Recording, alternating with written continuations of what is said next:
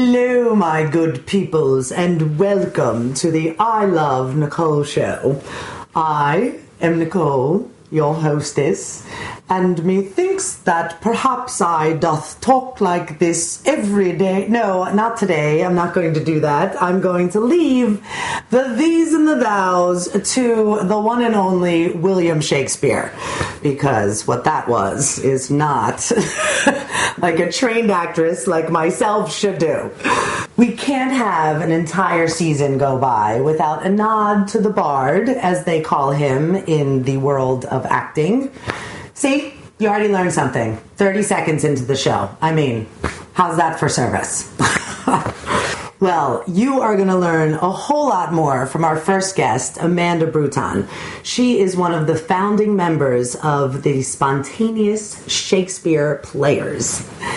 Now, if you're thinking, what, we're doing that guy again? Or, oh my God, I freaking love Shakespeare, let's go. Well, either way, this is the bard like you have never seen him before. And my acting teachers are rolling over in their classrooms right now. I mean...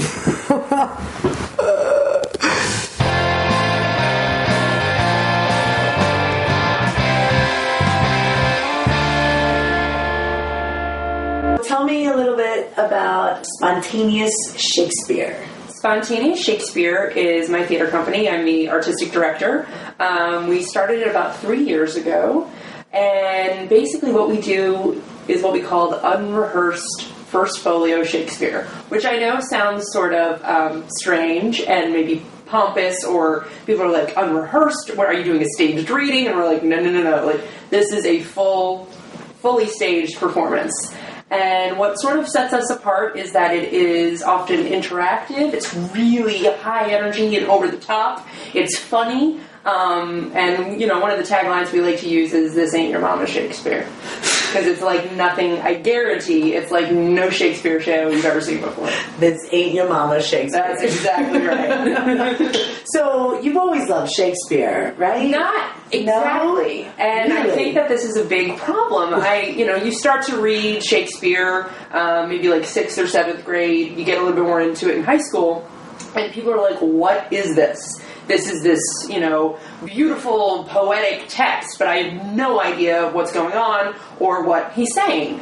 And, right. Which is like basically everything. Which is like, and I think like 90% of people are like, Shakespeare, like, I can't get it, it goes over my head, I don't really want to see it. Right. And so many of the Shakespeare performances you go to see are just these people who are standing there and they're speaking the speech and it's beautiful, but again, you're like, I don't have any idea what's going on. And so, truthfully, we performed Shakespeare the way Shakespeare's own players performed it. This is historically accurate. It was unrehearsed. He constantly had to keep a competitive edge to his plays. They would sometimes perform up to 10 different plays in 10 days. If the queen was like, I want something new tomorrow, okay, we need to perform something else. Then you have no time to rehearse. Okay? So the whole play is on napkins, right? Shakespearean napkins. So to speak, yeah. Shakespeare runs to a pub and just goes, all right, this is what happens. Right. And it's Shakespeare. Right. So how did the parts come to you? Okay. Well, so this is basically how it works. Another thing was that because actors couldn't be trusted and paper was really, really expensive, when an actor would get their script, these days you would get your whole script. So you Wait, actors can be trusted or they cannot? They cannot be trusted. Word to the wise. Maybe more so these days, but not back then. Bad reputation flows through. right. So they would basically get what was called a cue script. Okay? It would be only their lines and then a couple of words to sort of cue them in. So you would not ever have the entire script at your disposal. You would have your lines, and that's it.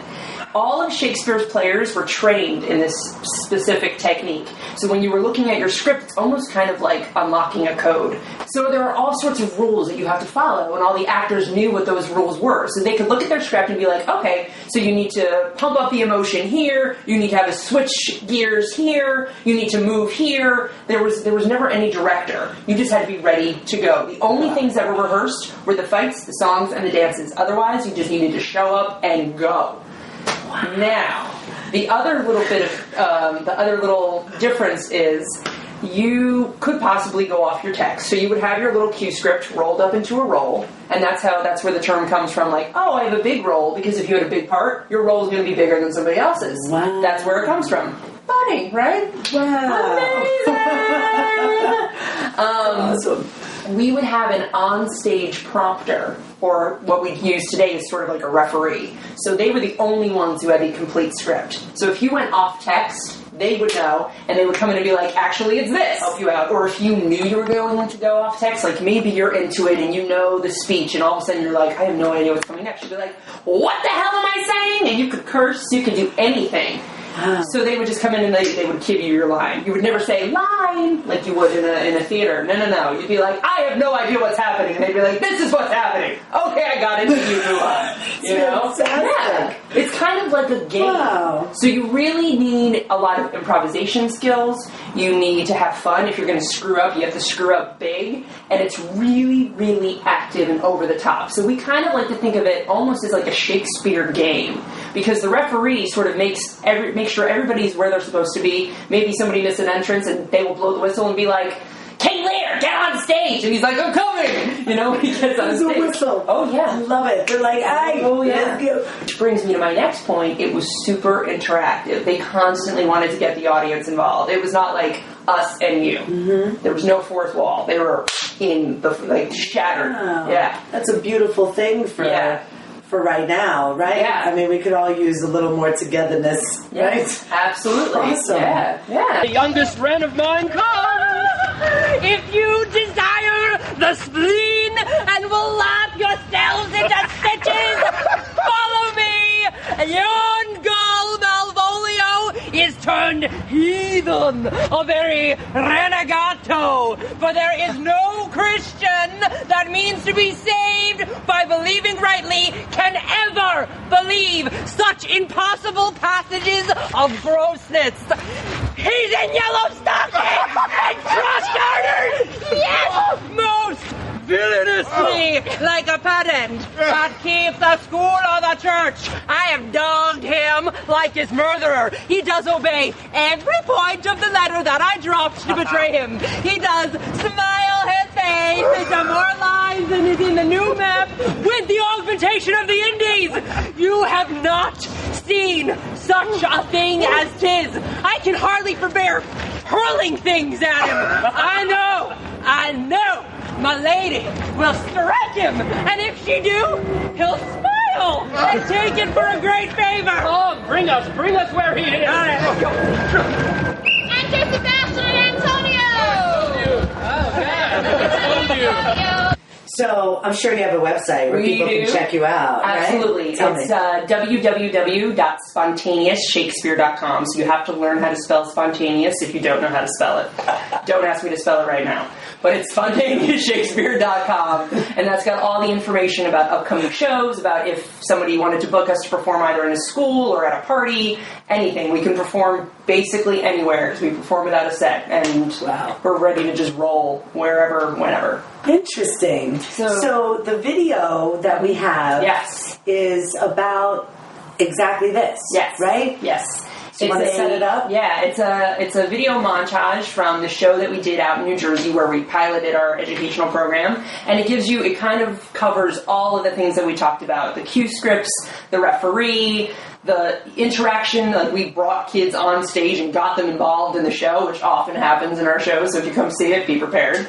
So it covers everything, and it's really, really fun. And you see how much the kids are into it and how engaged they are, and they get it, and it's really fun and really inspiring. Sounds great. Yeah. Sounds great. Yeah. All right. Yeah. Well, you know what? Let's go ahead and check out the video.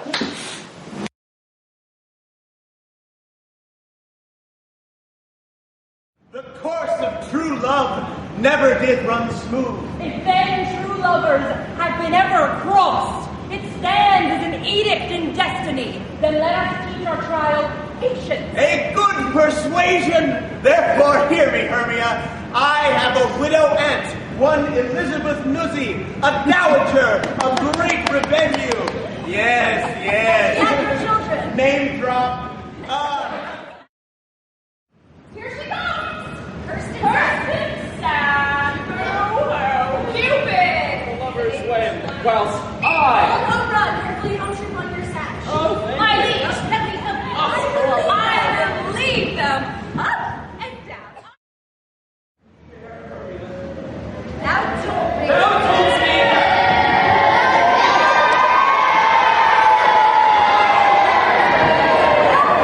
Now don't speak. They were stole into this wood, and here am I, and wood within this wood, because I cannot meet my Hermia. Hence, get thee gone, and follow me no more. Sure he doesn't love me? You draw me, you hurt-hurting adamant, but yet you draw not iron, for my heart is true as steel. Do I entice you? Do I speak you fair? Or rather, do I not, in plainest truth, tell you I do not, nor I cannot love you?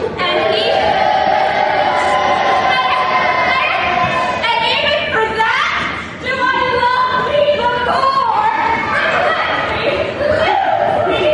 Only give me thee, unworthy as I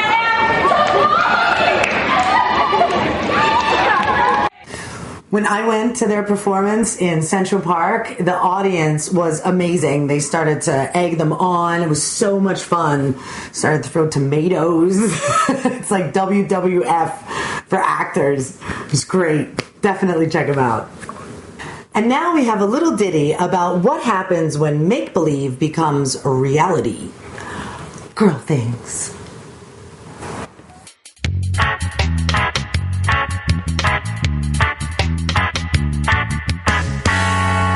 You guys remember I went to Japan a couple years ago? That's right. Well, when I was in Japan, I started seeing some of the Godzilla movies from Japan, like Japanese with English subtitles. And I started like watching the director's commentaries and stuff, and just the things about it that I didn't know just blew my mind. Excuse me, guys, sorry.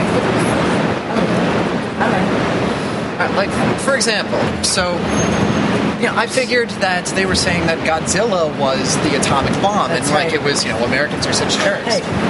Right. But instead, they were saying that Godzilla was their penance for awaking the beast. What beast? Godzilla's not the nuke. They're saying that the beast that they woke up was America.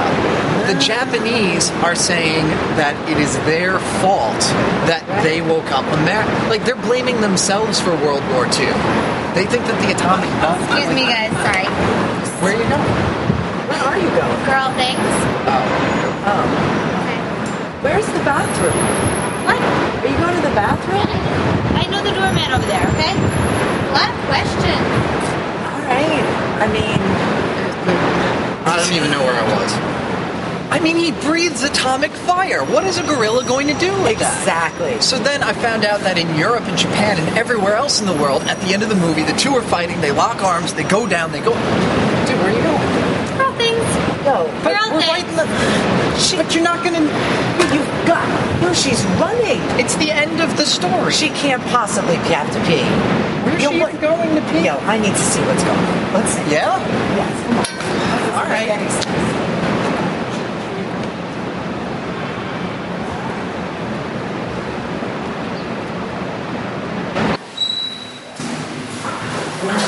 Where are we? Are there even bathrooms here? No, we have to find out. Look, we have to see. Let's go in and... Shh. Who is that? Who's in there? Is she talking to someone? All right. Is anyone else in there?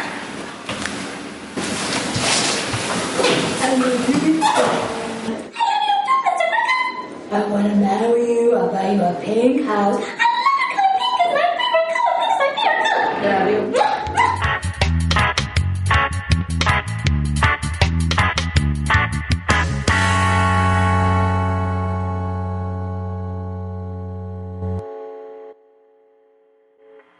So next time your girl goes running to the bathroom, let her go. Don't be a jerk, all right? She might have girl things.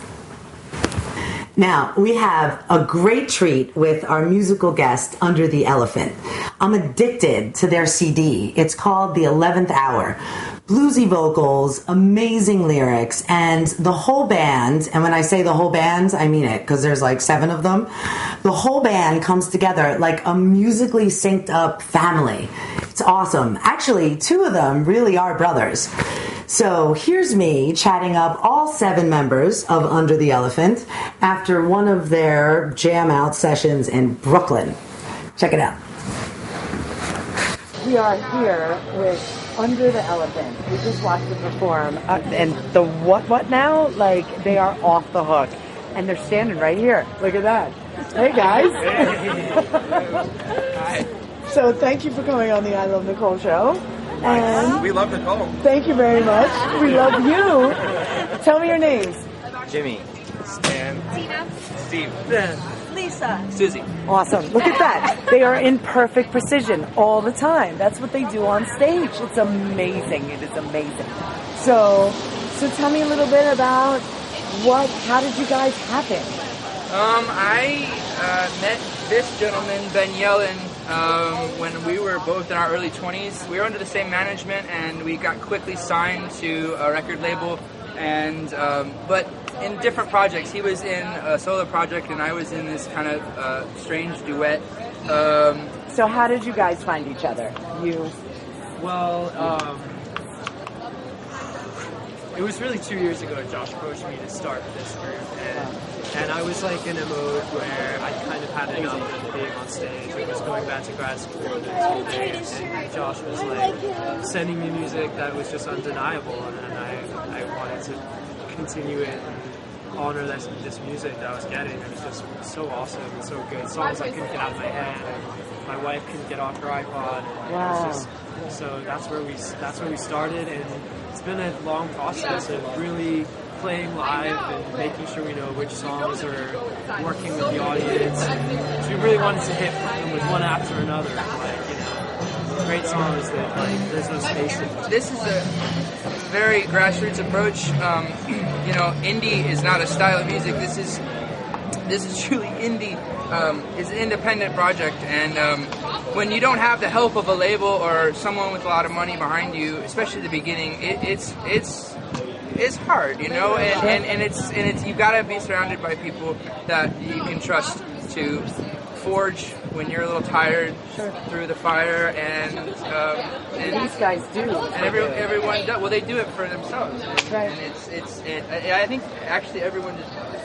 I don't know. We do it for... Our band is called Under the Elephant. Yeah. Out of the us all being under something bigger than ourselves. That's really where this for a greater good, a greater cause than, the individual. Tell me, guys, what are some of your influences? Just one. Elvis. Elvis? Led Zeppelin. Led Zeppelin. I'm an R&B girl. R&B. Slow. R&B soul girl, nice. You can hear it. Stevie Drummer Wonder. boy, Stevie Wonder. Stevie Wonder. I like bluegrass music. I like Michael Jackson. Jackson. I like classical. I mean, no wonder. Beethoven. Look at that. Classical. See, and that's what happens when they're on stage. It's like their mind melded together. They all come up and they go down together. Everything comes together. That's right. It's incredible. It really is. I'm not kissing ass. I never kiss ass. That's exactly what happened. I was thoroughly... See? Like it kisses slow. It's awesome. But it's true. You're part of the band. So now I'm part of the band. The 8th member. You have the stripes for it. I want to know a little bit about the song 15 Miles Away, because that really touched me. Tell me what that's about. Miracle song. It's called the Miracle Song. That was a check to make sure that we all knew what the song was called. That's good. When I forget the titles, they help me remember. You remember the title. 15 Miles Away. That's exactly... Miracle. It's called Miracle. Miracle. Our song. It's exactly what we've been going through. We... The chorus says, carry on one by one until it's done. We're 15 miles away, and that's what I was talking about. Like, it's the individual for the greater good. Brick by brick, step by step. Burn the oil through the night. Again, it's that early bird gets the worm. It's just you gotta constantly be working it. When you're not working, somebody else is to kick your ass, and that's the same in music. And then Read the Stars in the Sky. That's me being just, I don't know, a little esoteric about just trying just to believe in yourself, just, you know. Connecting to something higher Even than if it's yourself. believing in your Isn't own that what hype. it's about? Yes, something out there, a higher power. I mean, that's what it meant to me. 15 miles, it's not too far, but it's not right next door. Yeah, that's what we were saying. Kind of right there, Yeah. right? But not right there. It's kind of like we're in Brooklyn and we're trying to get Manhattan. I mean, you're not walking. It's a long walk. You could get there. It's going to take you hours, right? Yeah. It was incredible. We're about to see one of Under the Elephant's videos called Dancing, and they're going to tell us about it. Tell me a little bit about it. Why don't you start, Lisa? Why don't you tell her how this all started? Well, Go ahead, there's Lisa. there's a bear that comes and he decides to explain that he used to be like dancing, and now he's just going to let it all go, and he goes through Brooklyn and he dances in parks and on How did streets. you feel when the bear showed up to your apartment? Oh yeah, the bear showed up to my apartment. Bear shows up to your From apartment? China, a bear showed up from China. Wow. Panda bear? Yeah, it's like a panda bear, like a big tall panda bear, Really? like this, with a big head. Oh my God. I'm Yeah. so excited. Yeah, and he dances around, and then he ends up meeting some nice kids, some kids from the neighborhood, and he gets them dancing on the street, and they just have a really good time, and then he says goodbye. It's like a beautiful fantasy moment. Yeah. I love it. He does love dance. The bear loves dancing. Yeah, the bear, and he's a good dancer too. So he is a good dancing bear. Asian bear. Good Asian dancing bear. He's like, there's no Asian, there's just a bear. Right? Well, I'm so excited. How about we check out the video? I'm so excited. Here we go.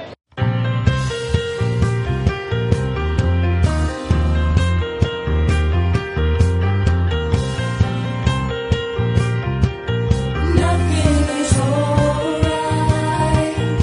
Nothing feels the same. Nothing is alright. Everything has changed. I used to feel like dancing. I used to feel like moving.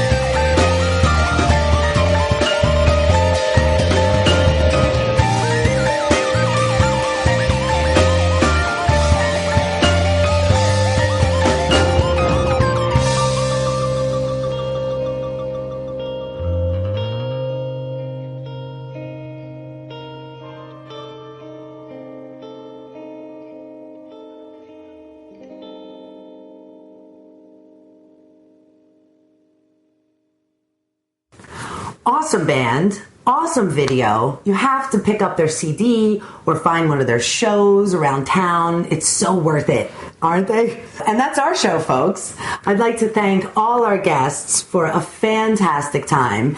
And next week we have the Twin Dancers, hot, and drumming virtuoso Ruiz, awesome. I can't wait to see those two. And that's all I'm going to say to you, because you're just going to have to come back next week and find out who the players on this stage shall be, on the stage of life. So I'm Nicole, and remember, love yourself, love the world. Good night.